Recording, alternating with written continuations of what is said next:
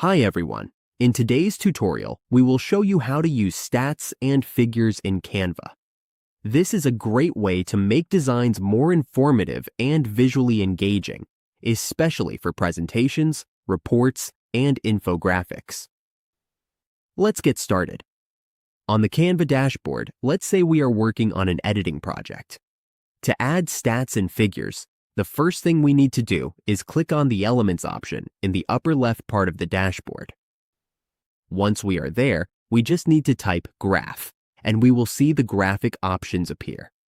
These are the elements we can choose from.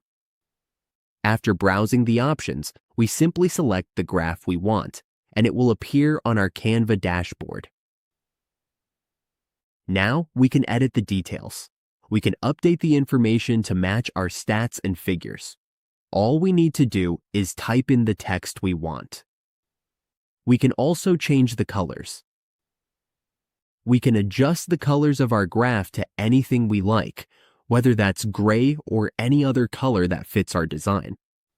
From here, we can decide how to edit and what to include in our stats and figures. When we are happy with everything, we just click Save. And that's how we use stats and figures in Canva. With this simple method, we can turn data into clear and attractive visuals.